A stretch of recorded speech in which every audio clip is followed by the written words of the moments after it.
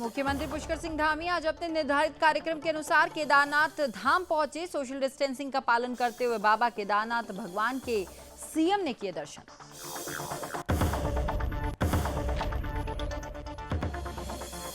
मुख्यमंत्री पुष्कर सिंह धामी ने सभी विभागों और जिलाधिकारियों के साथ की बैठक। कोविड-19 के साथ डेंगू और मलेरिया बीमारी की रोकथाम को लेकर चर्चा की।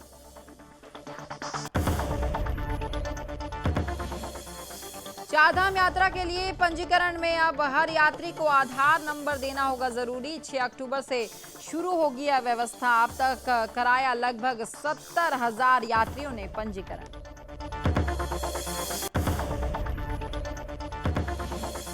आज से केवल 4 घंटे के भीतर सीधे दिल्ली पहुंचाएंगे वोल्वो बस। परिवहन निगम ने इसके लिए की नई शुरुआत। सुबह 11 बजे देहरादून से चलेगी बस।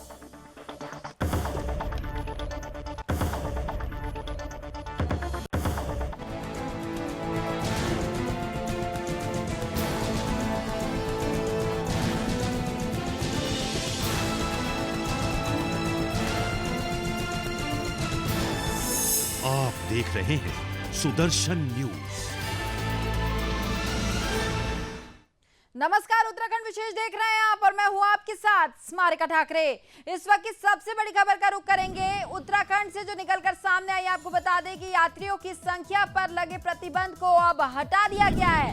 इस वक्त की सबसे बड़ी खबर का आप रुख करेंगे। हाईकोर्ट ने एक बड़ा फैसला सुनाया है। आपको बता दें कि हाईकोर्ट ने एक बड़ा फैसला सुनाते हुए कहा कि यात्रियों की संख्या पर जो रोक लगी थी कोरोना के कारण, वो रोक अब हटा दी गई है।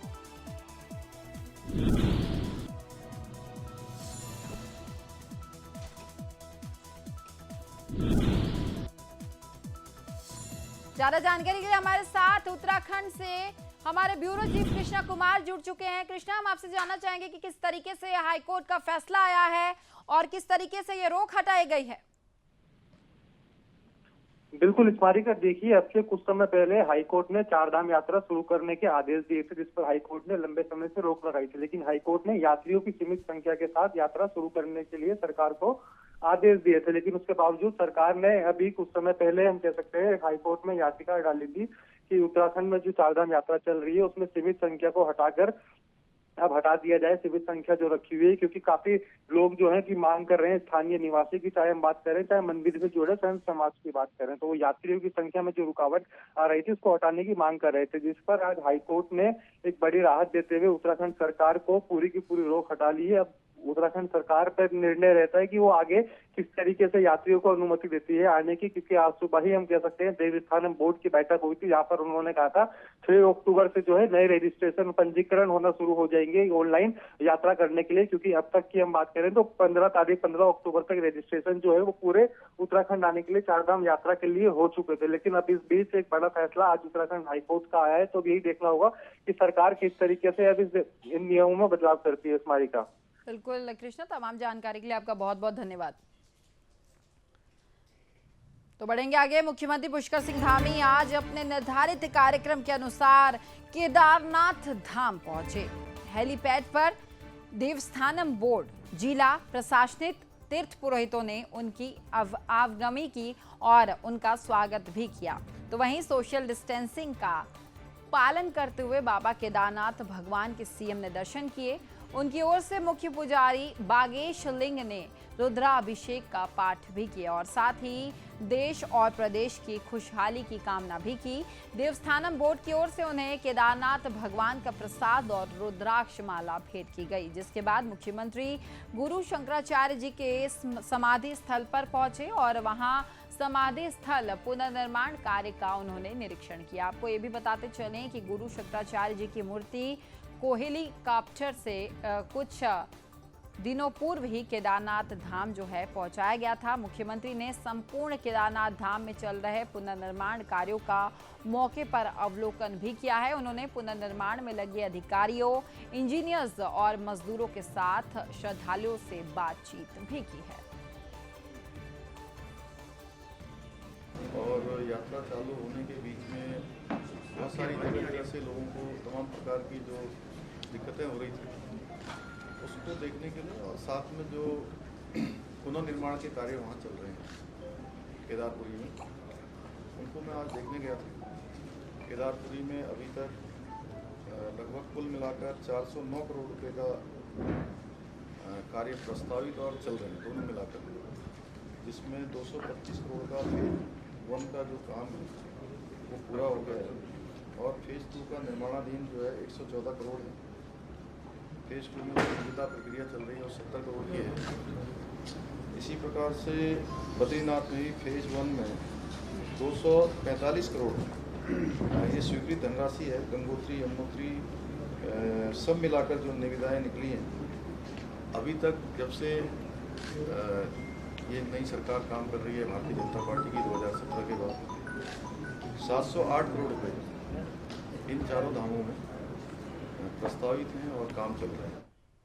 तो वहीं मुख्यमंत्री पुष्कर सिंह धामी ने प्रदेश में कोविड-19 के साथ साथ डेंगू और मलेरिया बीमारी की रोकथाम के लिए प्रभावी प्रयासों की जरूरत बताते हुए इस संबंध में सभी संबंधित विभागों और जिलाधिकारियों को समन्वय से कार्य करने के निर्देश दे दिए हैं। सोमवार को सचिवालय में इस संबंध में स्वास्थ्य मंत्री डॉक्टर धन सिंह रावत और शासन के उच्चाधिकारी के साथ जो है वो बैठक की गई है, जिसमें मुख्यमंत्री ने ये निर्देश दिए हैं कि सभी जनपदों के जिलाधिकारी और मुख्य चिकित्सा अधिकारी वीडियो कॉन्फ्रेंसिंग के माध्यम से बैठक में शामिल रहे। मुख्यमंत्री ने कहा कि बरसात के बाद डेंगू और मलेरिया के लक्षण जो है वो सामने आते हैं, इसी के लिए साफ सफाई, दवा आदि के छिड़काव की व्यवस्था सुनिश्चित जो है वो की जाए। मुख्यमंत्री ने जिलाधिकारियों को निर्देश दिया कि डेंगू से बचाव के लिए व्यापक स्तर पर जन जागरूकता अभियान चलाया जाए, स्वच्छता पर विशेष ध्यान दिया जाए, यह सुनिश्चित किया जाए कि अस्पतालों में प्लेटलेट्स की पर्याप्त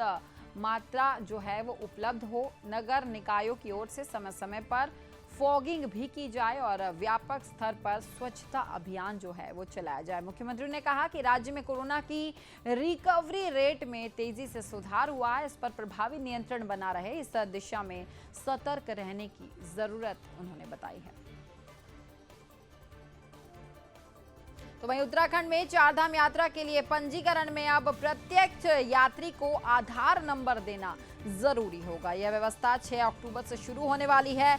इसी दिन से केदारनाथ, बद्रीनाथ, गंगोत्री और यमुनोत्री धाम की 15 अक्टूबर से आगे की यात्रा के लिए पंजीकरण किया जा सकेगा। नवरात्रों के चलते चारों धामों में 15 अक्टूबर तक पंजीकरण फुल है। लगभग 70,000 यात्रियों ने पंजीकरण कराया हुआ है। हाईकोर्ट के दिशा निर्देश पर सरकार ने चारों धामों के दर्शन करने के लिए प्रतिदिन यात्रियों की संख्या तय की है। बद्रीनाथ के लिए 1000 यात्री, केदारनाथ के लिए 800, गंगोत्री के लिए 600 और यमुनोत्री धाम के लिए 400 अधिकतम यात्री संख्या जो है वो निर्धारित की गई है। प्रदेश में कोर्ट की रोक हटाने के बाद से सरकार ने 18 सितंबर से चारधाम यात्रा का संचालन जो है वो शुरू किया था। राज्य और बाहर से चारों धाम के दर्शन के लिए जाने वाले यात्रियों को ई पास की व्यवस्था भी कराई गई है। अभी तक एक व्यक्ति अपने आधार कार्ड पर अधिकतम 6 लोगों का पंजीकरण कर सकता है। देवस्थानम बोर्ड के संज्ञान में आया ये सभी चीजें।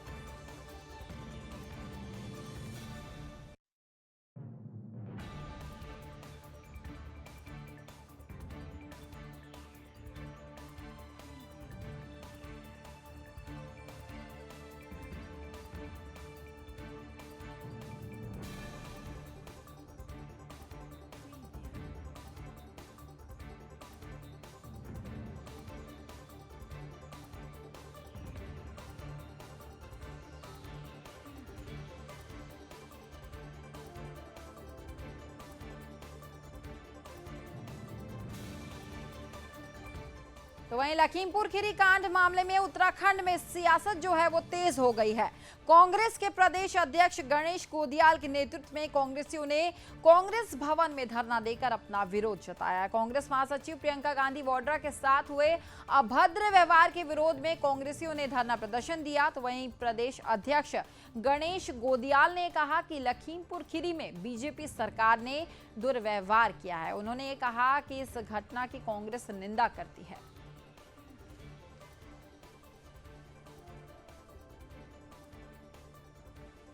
सरकार ने जिस प्रकार वहाँ पर किसानों के साथ जो बर्ताव किया, उनके नेताओं ने अपनी महंगी महंगी गाड़ियों से किसानों को जिस प्रकार अमानवीय तरीके से रौंदा, उनकी जान की कोई परवाह नहीं की, उन्हें इंसान भी नहीं समझा, इंसान तक नहीं समझा गया और उनकी हत्याएं की गई। सभी कांग्रेस जन ही नहीं बल्कि पूरा देश इससे आंदोलित है और आहत है। तो वहीं बदलते मौसम की वजह से अस्पतालों में ओपीडीयां बढ़ गई हैं, जिसके चलते दून मेडिकल कॉलेज में मरीजों का दबाव लगातार जो है वो बढ़ता जा रहा है। इस संबंध में मेडिकल कॉलेज के डिप्टी एमएस डॉक्टर खत्री ने ये बताया कि विज्ञान बंद होने के बाद इसलिए बच्चों में खांसी, जुकाम, बुखार, उल्टी, दस्त आदि के जो केस हैं वो लगातार बढ़ते जा रहे हैं और पेरेंट्स को इसका खास तौर पर ध्यान देना होना होगा कि बच्चे साफ पानी पी रहे हैं या फिर नहीं।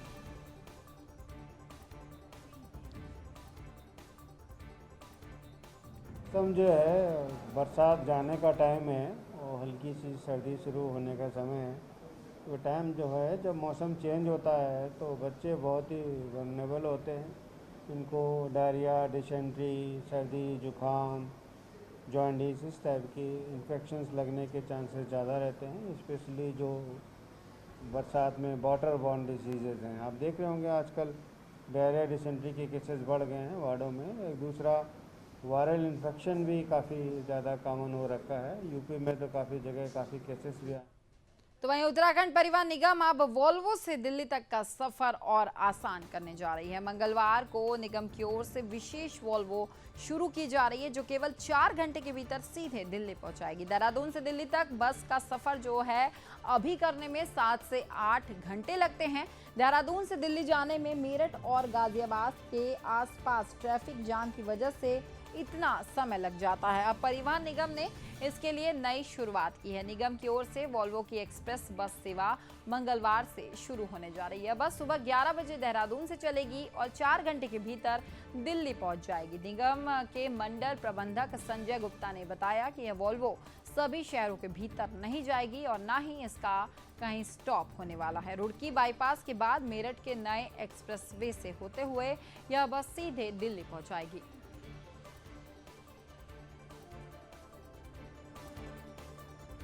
तो वहीं पौड़ी के श्रीनगर गढ़वाल में 132 केवी सब स्टेशन में ऊर्जा निगम के कर्मियों का जारी आंदोलन जो है अब सत्याग्रह आंदोलन में तब्दील हो गया है। 14 सूत्री मांगों को लेकर ऊर्जा निगम के कर्मी 23 सितंबर से लगातार आंदोलन कर रहे हैं। कर्मियों का यह कहना है कि अभी प्रत्येक कर्मी की ओर से सिर्फ 2 घंटे का आंदोलन किया जा रहा है, लेकिन अगर मांगे पूरी नहीं होती है तो 6 अक्टूबर से राज्य स्तरीय हड़ताल की जाएगी। दरअसल ऊर्जा निगम के कर्मचारियों ने 20 से 25 अगस्त तक कार्य बहिष्कार किया था। 26 से 27 अगस्त को कर्मचारियों ने टूल डाउन पेन डाउन हड़ताल की थी। इसके बाद से 27 अगस्त शाम को कर्मचारियों की ऊर्जा मंत्री हरक सिंह रावत से मुलाकात भी हुई थी। मंत्री हरक सिंह रावत ने उनकी मांगों के लिए 1 माह का आश्वासन दिया था। तो वहीं 1 महीने बाद भी मांगे पूरी नहीं होने के बाद से कर्मचारियों ने एक बार फिर से आंदोलन की राह पकड़ ली है। इसी क्रम में कर्मियों ने सोमवार को सत्याग्रह आंदोलन किया। विद्युत वितरण खंड के अधिशासी अभियंता से बातचीत करते हुए बताया कि ऊर्जा निगम के सारे कर्मी लंबे समय से आंदोलन कर रहे हैं। उन्होंने कहा कि अभी कर्मी शांतिपूर्वक सत्याग्रह आंदोलन कर रहे हैं, लेकिन 6 अक्टूबर को पूरे कर्मी जो हैं वो पूरे प्रदेश में हड़ताल पर चले जाएंगे।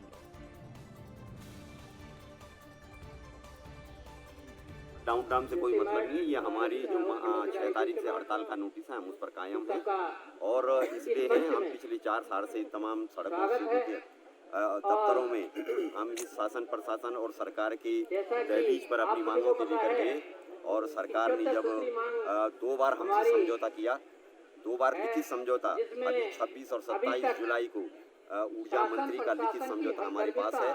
वैसे ही 22/12/2017 में लिखित समझौता इन्होंने हमसे किया, वो समझौता सब हमारे पास है और अफसोस इस बात की है कि आज उन समझौतों को परिपालन करने के लिए, समझौतों को कार्य रूप में लाने के लिए हमको पुनः संघर्ष करना पड़ रहा है और इसलिए हम लड़।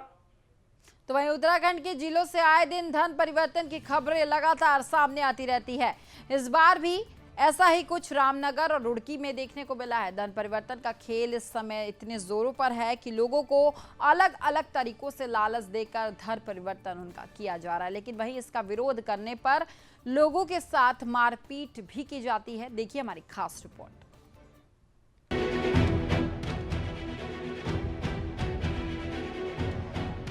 रुड़की की सिविल लाइन कोतवाली क्षेत्र के सोलानीपुरम में चर्च पर हुए हमले में बीती रात नया मोड़ आ गया है। कुछ लोगों ने पुलिस को तहरीर देकर बताया कि रविवार के दिन उनको चर्च में बुलाया गया था और 2-2 लाख रुपए का लालच देकर धर्म परिवर्तन करने के लिए कहा गया था। तहरीर में आरोप है कि धर्म परिवर्तन करने पर नौकरी देने और फ्री में बच्चों को स्कूल में पढ़ाने का भी लालच दिया गया था। इतना ही नहीं, आरोप है कि हिंदू देवी देवताओं के लिए अपशब्दों का इस्तेमाल भी किया गया था, जिसका विरोध करने पर उनके साथ गाली गलौज और मारपीट भी की गई। आपको बता दें कि रविवार की सुबह अज्ञात भीड़ के द्वारा सोलानीपुरम में एक चर्च पर हमला कर प्रार्थना कर रहे लोगों के साथ मारपीट की गई थी, जिसमें करीब 1 दर्जन लोग घायल हो गए थे, जिनको उपचार के लिए सिविल अस्पताल में भर्ती कराया गया था, जिनमें से एक की गंभीर हालत को देखते हुए उसे हायर सेंटर रेफर कर दिया गया था। इसके बाद पुलिस ने सख्ती दिखाते हुए 6 नामजद और 200 अज्ञात लोगों के खिलाफ मुकदमा दर्ज कर लिया था और जांच शुरू कर दी थी। जिसके बाद बीती रात कुछ लोगों ने पुलिस को तहरीर देकर लालच देकर धर्म परिवर्तन कराने का आरोप लगाया है। हमारे को यहाँ पे चर्च में पहले पिछले संडे में भी बुलाया गया था। किसी ने हमारी सूचना दी थी कि वहाँ पे बहुत अच्छा प्रोग्राम होता है, आप वहाँ पे चलो। तो हम इस करके पिछले संडे तो मैं आ नहीं पाई थी, मैं इस संडे आ पाई थी। तो हमने यहाँ पे सुबह में आई थी यहाँ पे 9 बजे। तो हमें सुमिति जी नाम बता रहे थे वो अपना, हमारे को उन्होंने अंदर बुलाया, बिठाया और बोला कि तुम कौन सा भगवान योग करते हो। हमने बोला मैं वाल्मीकि कास्ट से हूँ। तो कह रहे ये भगवान तो अच्छा नहीं है। तो जैसे ही उन्होंने ये बोला तो मैंने बोला जी हमारा भगवान जो है ठीक है। तो कह रहे कि आप इस भगवान को छोड़ के हमारे को 2 लाख रुपए का लालच दिया उन्होंने। वहीं रामनगर की बात करें तो वहाँ की स्थिति भी कुछ ऐसी ही है। दरअसल ग्राम बेड़ा झाल में एक महिला अपने पति नरेंद्र सिंह के साथ किराए पर लगभग 9 से 10 महीने से रह रही थी, जो कि ईसाई धर्म अपना चुका है।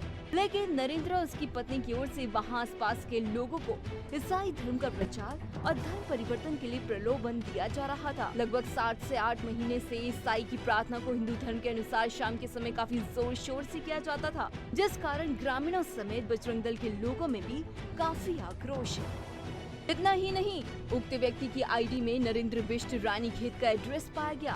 साथ ही व्यक्ति नरेंद्र सिंह और महिला तृप्ति बिष्ट के पास से अलग अलग पते समेत कई दस्तावेज पाए गए हैं, जिसको देखते हुए ग्रामीणों ने मौके पर पुलिस को फोन करके सूचित किया और मौके पर पहुंची पुलिस ने नरेंद्र से पूछताछ कर थाने ले आई।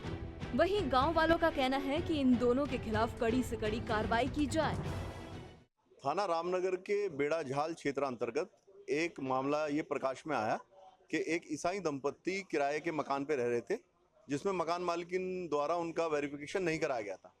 वेरिफिकेशन ना कराने पे मकान मालिकिन का पुलिस एक्ट में चालान किया गया और कुछ ऐसे आरोप सामने आए हैं कि दंपत्ति अपने धर्म का प्रचार प्रसार के साथ धर्म परिवर्तन करवा भी रहे थे।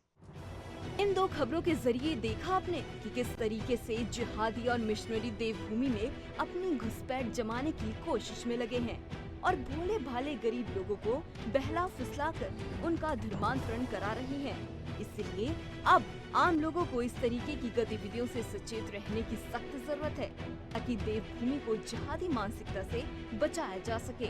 Bureau report, Sudarshan news.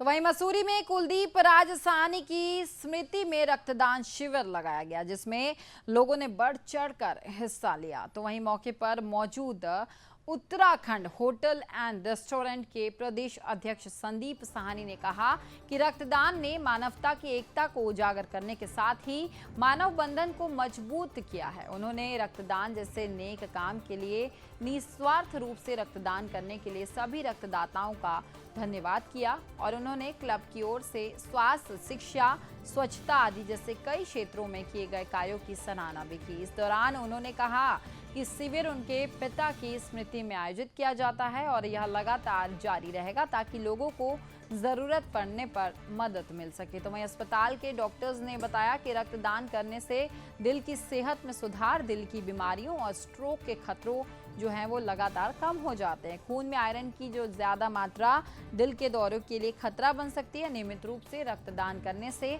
Iron की अतिरिक्त मात्रा नियंत्रित हो जाती है, जो दिल की सेहत के लिए अच्छी मानी जाती है।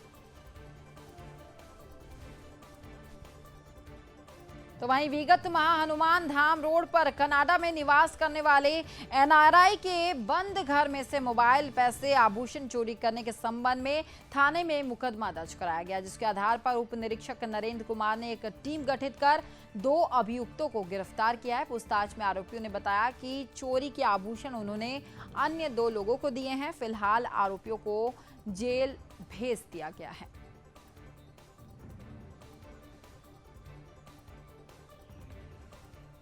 विगत माह हनुमान धाम रोड पर एक एनआरआई जो कनाडा में रहते हैं, उनके बंद घर में चोरी का मामला प्रकाश में आया था। उसी क्रम में आज 2 लड़कों को गिरफ्तार किया गया है। उनके द्वारा ही वहां से कुछ आभूषण में नकदी चोरी करना स्वीकार किया गया है, जिस क्रम में आज माननीय न्यायालय से उन 2 लड़कों का पुलिस कस्टडी रिमांड लिया जा रहा है। फिर पूछताछ के बाद उक्त आभूषण में।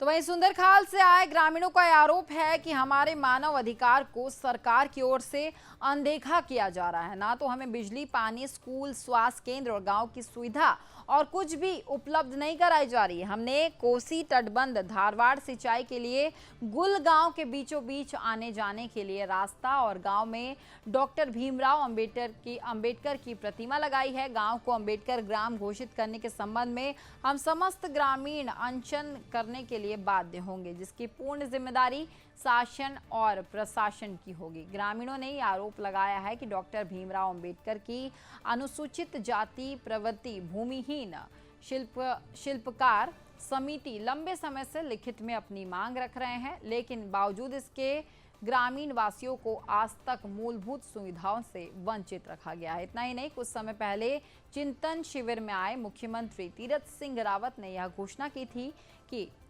लगातार जितने भी लोग हैं उन्हें ये अधिकार दिए जाएंगे और पानी और जो बिजली है वो भी दी जाएगी, लेकिन विभाग ने अब तक कोई कार्रवाई नहीं की है, जिसके चलते अब अनशन का रास्ता गांव वालों को चुनना पड़ रहा है।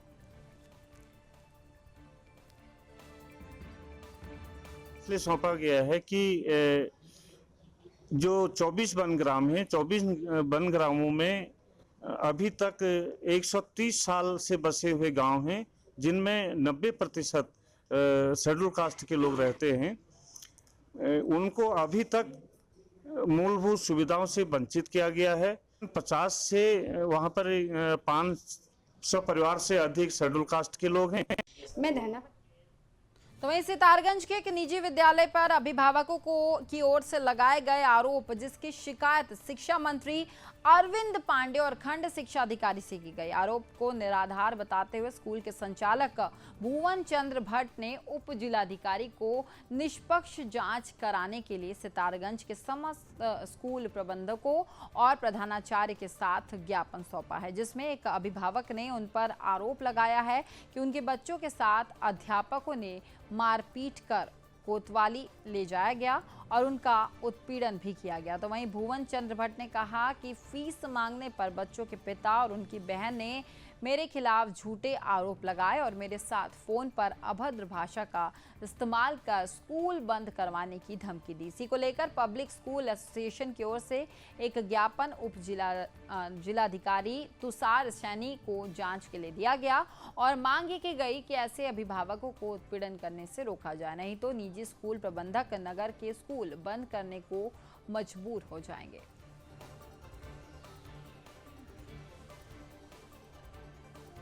हमका लगा देगी तो मैं पूरे 2 सत्र से 2 विद्यालय 2 परिवार मेरे विद्यालय को परेशान कर रहे हैं। एक हनीफ अहमद जी जो खुद वकील हैं, उनके बच्चे मेरे विद्यालय से निकल के जा चुके हैं और उन्होंने बच्चों की स्कूल की फीस अभी भी उनकी तरफ पेंडिंग है, वो नहीं देना चाहते। उन्हीं की बहन है एक खुशनुमा बेगम पत्नी अबरार अहमद, उन्होंने भी जो है, उनके बच्चे स्कूल में पढ़ते थे, एक बच्ची 12वीं पास करके जा चुकी है, उन्होंने भी अपने बच्चों की पूरी फीस जमा नहीं की। फीस मांगने पर इन्होंने कई बार झूठा आरोप मुझ पर लगाया, बच्चों को वो करने का, दुखी करने का, प्रताड़ित करने का, जो कि कहीं भी नहीं है। मेरे स्कूल में CCTV करीब 84 CCTV कैमरे लगे हैं, हर क्षण हर क्षेत्र में मेरा कवरेज है। कहीं भी देखा जाए कि मैंने कई बच्चों को प्रताड़ित करना तो दूर, बच्चा मेरे नज़दीक तक कहीं नहीं है, ये झूठे आरोप लगाए। आज भी मैं अपने इस कैमरे में लाया हूँ जो इसके वीडियो रिकॉर्डिंग है, और बाकी वीडियो रिकॉर्डिंग जो है मैं एक पेन ड्राइव में जमा करने। तो वहीं उत्तरकाशी में एक व्यक्ति का शव मिलने से आसपास के इलाके में हड़कंप मच गया, जिसकी सूचना मिलते ही जिलाधिकारी मयूर दीक्षित घटना स्थल पर पहुंचे और घटना स्थल का उन्होंने जायजा लिया और शव को कब्जे में लेकर पोस्टमार्टम के लिए अस्पताल भिजवा दिया गया है।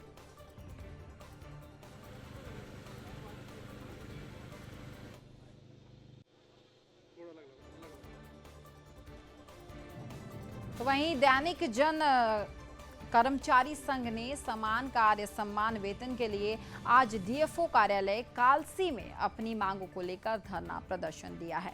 आपको बताएं कि श्रमिकों का ये कहना है कि हमें समान कार्य के लिए समान वेतन मिलना चाहिए और हमें समय समय पर वेतन भी दिया जाए और वरिष्ठता के आधार पर ही कार्य करना चाहिए। साथ ही उन्होंने कहा कि हमें विभाग में कार्य करते हुए 12 से 15 साल हो गए हैं, आज भी हमारा वेतन 8,200 है, जबकि नए कर्मचारी जो उपनल के माध्यम से रखे गए हैं उनका वेतन मान हमसे ज्यादा है। तो वहीं दैनिक श्रमिकों ने बड़ा आरोप लगाते हुए कहा कि बड़े खेद का विषय है कि अब तक विभाग की ओर से समान कार्य जो है वो नहीं किया गया है। तो सर हम 10 से 15 सालों से कार्यरत हैं दैनिक श्रमिक के रूप में, और पेड़ लगाते हैं, रात दिन जंगल की सेवा करते हैं, वन्य जीवों को बचाते हैं, और हमारी 4-5 महीने से ना तो तनख्वाह मिली सर, और ना हमें उच्च न्यायालय के द्वारा जो आदेश आया समान कार्य समान वेतन का, ना उसका लाभ मिल रहा है सर हमें। परेशानी साहब ये है जी, बहुत दिक्कत खड़ी हो गई जी, घर में परेशान हो रहे साहब कि तुम्हारी कहाँ है, जो तुम मजदूरी कर रहे कुछ नहीं मिल रहा यार, 6-7 महीने हो गए, परेशान हो गए, घर से परेशान साहब, बच्चों से परेशान साहब हैं जी। अधिकारियों के पास जहाँ मैंने कहा साहब सैलरी नहीं मिल रही हमारी, उन्होंने कहा मिल जाएगी, आज हम फ़ोन करेंगे, अब यो करेंगे, अब वो करेंगे, ऐसे टाल देते हैं साहब। तो वहीं विकासनगर के जूडो क्षेत्र के लोग यमुना नदी पर बन रही 120 मेगावाट क्षमता की व्यासी जल विद्युत परियोजनाओं से प्रभावित है, जिसको लेकर पिछले 121 दिनों से लोग पुनर्वास की मांग कर रहे हैं, लेकिन मांग पूरी नहीं होने पर जूडो में अनिश्चितकालीन धरना प्रदर्शन किया जा रहा है। तो वहीं बीती रात पुलिस ने 17 व्यासी बांध परियोजना प्रभावितों को आखिरकार धरना स्थल से उठाकर हिरासत में ले लिया। प्रशासन की इस कार्रवाई से क्षेत्र के लोगों में हड़कंप मचा हुआ है। आज प्रशासन ने बांध स्थल ही नहीं बल्कि संपूर्ण बाढ़ वाला मुख्य राष्ट्रीय राजमार्ग पर बैरिकेड लगाकर नेता प्रतिपक्ष प्रीतम सिंह और उनके सैकड़ों समर्थकों को परियोजनाओं क्षेत्र में जाने से रोक दिया। समर्थकों के साथ नेता प्रतिपक्ष प्रीतम सिंह की पुलिस के साथ थोड़ी नोकझोंक भी हुई, लेकिन समर्थकों ने बैरिकेडिंग हटाकर कुछ दूर तक जाने पर पुलिस ने उन्हें रोक दिया, जिसके बाद प्रीतम सिंह समर्थकों के साथ सड़क पर धरने पर वे बैठ गए। पुलिस ने समझाने का काफी प्रयास किया, लेकिन नहीं मानने पर पुलिस ने प्रीतम सिंह समेत सैकड़ों समर्थकों को हिरासत में ले लिया। नेता प्रतिपक्ष प्रीतम सिंह ने कहा कि बांध प्रभावित लोहारी गांव के लोग अपनी मांगों को लेकर परियोजना क्षेत्र में शांतिपूर्ण धरने पर बैठे थे। इन्हें बीती रात को पुलिस द्वारा गिरफ्तार किया जाना बेहद ही निंदनीय घटना है।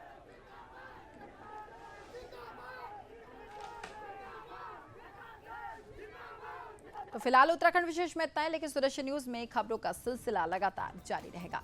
जय हिंद।